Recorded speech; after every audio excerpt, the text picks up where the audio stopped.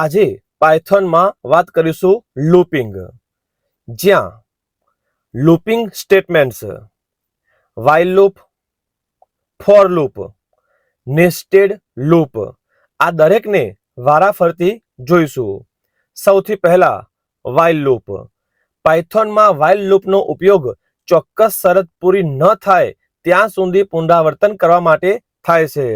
જો કે પ્રોગ્રામમાં સ્ટેટમેન્ટ કે જે વાઇલ લૂપને અનુસરે છે તે એકવાર શરત ફોલ્સમાં બદલાઈ જાય તે પછી એક્ઝિક્યુટ કરવામાં આવે છે.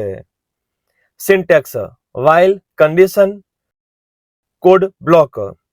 એક્ઝામ્પલ: જ્યાં i લેસ ધેન 6 મતલબ i 6 સુધી ના પહોંચે ત્યાં સુધી i ને વાઇલ લૂપમાં પ્રિન્ટ કરશે.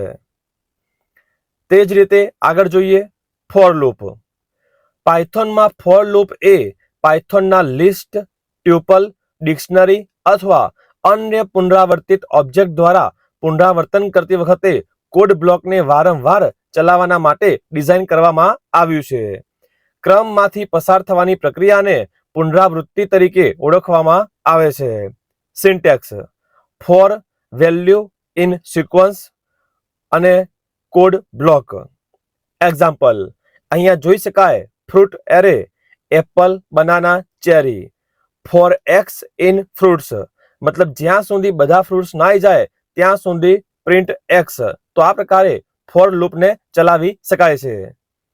અને અંતે નેસ્ટેડ લૂપ. પાયથોનમાં જ્યારે તમે લૂપ સ્ટેટમેન્ટમાં એક અથવા વધુ લૂપ લખો છો જે નેસ્ટેડ લૂપ તરીકે ઓળખાય છે. મુખ્ય લૂપને બાહ્ય લૂપ તરીકે ગણવામાં આવે છે અને બાહ્ય લૂપની અંદરના લૂપને આંતરિક લૂપ તરીકે ઓળખવામાં આવે છે.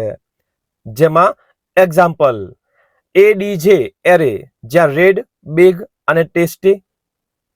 ફ્રૂટ્સ જેમાં એપલ, બનાના, ચેરી. તો અહીંયા એક એક્સ લૂપ અને તેની અંદર વાય લૂપ અને આ બંનેને પ્રિન્ટ કરાવેલ છે. તો આ પ્રકારે નેસ્ટેડ લૂપનો ઉપયોગ કરી શકાય છે. આમ પાયથોનમાં અલગ અલગ લૂપ વિશે માહિતી મેળવી. આવા જ કોપાસ સંલગ્ન તમામ ટોપિક માટે સબસ્ક્રાઇબ કરો. જલ્દી મળીશું નવા વિડીયોમાં.